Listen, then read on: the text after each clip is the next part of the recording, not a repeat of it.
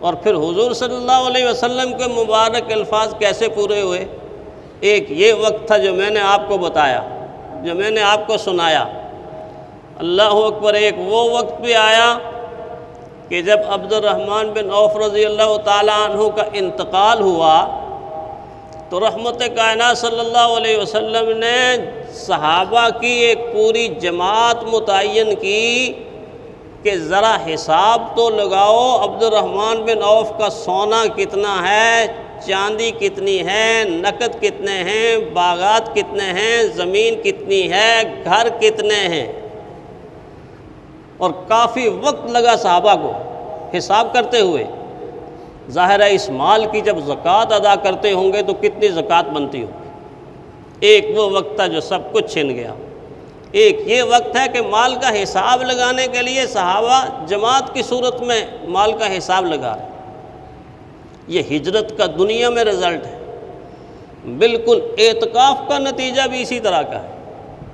اگر ایک انسان اس کے تقاضوں کو پورا کرتے ہوئے مسجد میں آ جائے اور یہ سمجھ لے کہ میں کسی بڑی قربانی کی تیاری کر رہا ہوں، یہ چھوٹی قربانی سب کچھ چھوڑ کے مسجد میں آ جانا، جب اس پر بندہ پورا اترتا ہے تو اگر اس سے بڑی قربانی کا تقاضا ہوگا تو وہ فوراً حاضر ہو جائے گا۔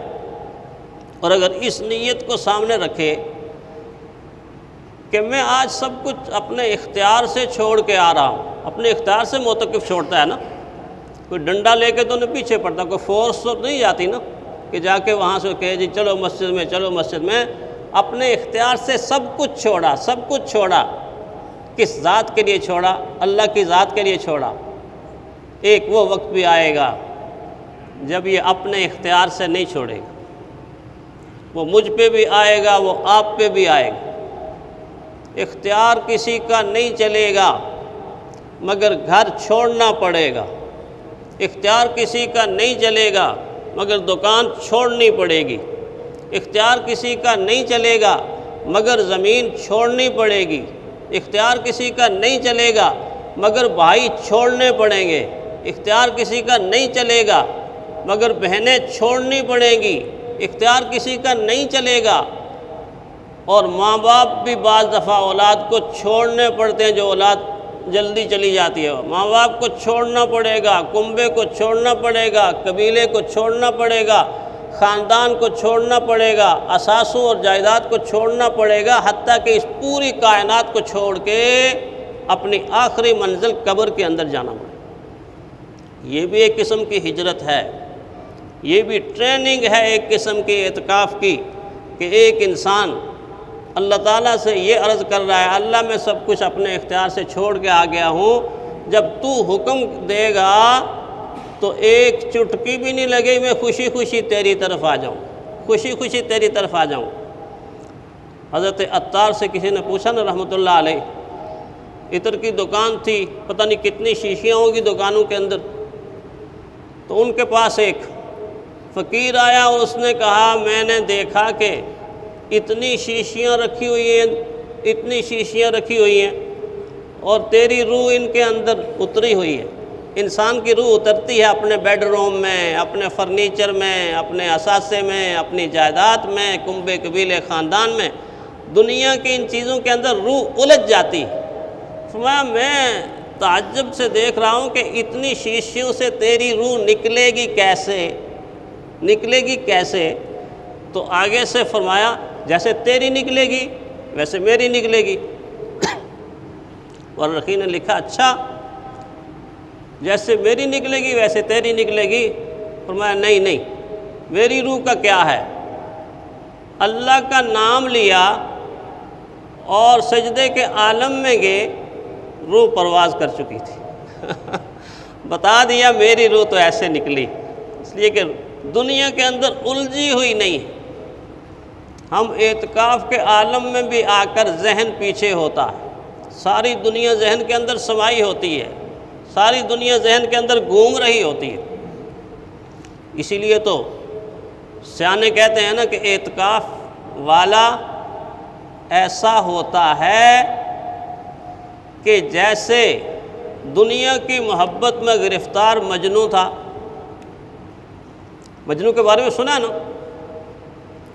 کہتے ہیں کہ اس سے جب بھی کوئی آدمی سوال کرتا تھا کسی چیز کے بارے میں بھی، کوئی پوچھتا تھا یار تو کھاتا کیا ہے، تو پیتا کیا ہے، تو رہتا کہاں ہے، تیرا خاندان کیا ہے، تیرے بھائی کتنے ہیں، تیری بہنیں کتنی ہیں، کوئی بھی کوئی سوال کرتا تھا اس کا جواب ایک ہوتا تھا، تو کھاتا کیا ہے، تو آگے سے کہتا لیلا، تو پیتا کیا ہے، لیلا، تو رہتا کہاں ہے، وہ نہیں بتاتا تھا، لیلا، یعنی ہر سوال کا جواب اس کا لیلا لیلا لیلا۔ فرمایا کہ جب معتکف مسجد میں بیٹھتا ہے نا تو بعض دفعہ تو اعتکاف والے ہی شجر نسب کھول کے بیٹھ جاتے ہیں گپنگ شپنگ، اور بعض دفعہ باہر سے دوست بھی آ جاتے ہیں باتیں کرنے کے لیے، ان کو تو یہی جواب دینا چاہیے نا کہ ہم حرص و ہوا کو چھوڑ چکے، اس دنیا سے منہ موڑ چکے، ہم جو زنجیریں توڑ چکے تم آ کے وہی پہناتے ہو۔ یاد کر لیں یہ، ہم حرص و ہوا کو چھوڑ چکے، اس نگری سے منہ موڑ چکے، ہم جو زنجیریں توڑ چکے تم آ کے وہی پہناتے ہو، تم آ کے وہی پہناتے ہو۔ یہ جواب دے کے فارغ کریں۔ یا اگر کوئی شجرہ نسب پوچھتا ہے، حالات پوچھتا ہے، اچھا بتائیں آپ کے بیٹے کتنے ہیں، تو آگے سے کہے الحمدللہ۔ آپ کے بھائی کتنے ہیں، تو یہ کہے سبحان اللہ۔ اچھا جی آپ کے چچے کتنے ہیں، یہ آگے سے کہ اللہ اکبر۔ آپ کا خاندان کون سا ہے، یہ آگے سے کہ صلی اللہ علیہ وسلم، صلی اللہ علیہ وسلم۔ اور اگر کوئی پوچھے آپ کی بیویاں کتنی ہیں، تو یہ آگے سے کہ استغفر اللہ، بلکہ پورا ہی پڑھ دے، استغفر اللہ ربی من کل ذنب، پورا ہی پڑھ دے۔ یہ سیکھ لیں، جو اعتکاف بیٹھنے والوں سیکھ لیں، ہر سوال کا جواب اللہ اللہ اللہ، بس یہ جواب، تب جا کے اعتکاف کامیاب ہوگا، وگرنہ ظاہراً تو اللہ کے گھر میں بیٹھا ہوگا، حقیقت میں دنیا ساری ادھر ہوگی، وہ پھر اعتکاف والی ہجرت نہیں ہوگی، وہ کوئی دنیا والی ہجرت ہی ہوگی۔ تو اس اعتبار سے میں نے صرف اعتکاف کا ایک پہلو آپ کے سامنے رکھا کہ اس میں ہجرت الی اللہ ہے، اور جو اللہ کی خاطر ہجرت کرتا ہے، ان الذین آمنوا وہاجروا وجاہدوا فی سبیل اللہ اولئک یرجون رحمت اللہ۔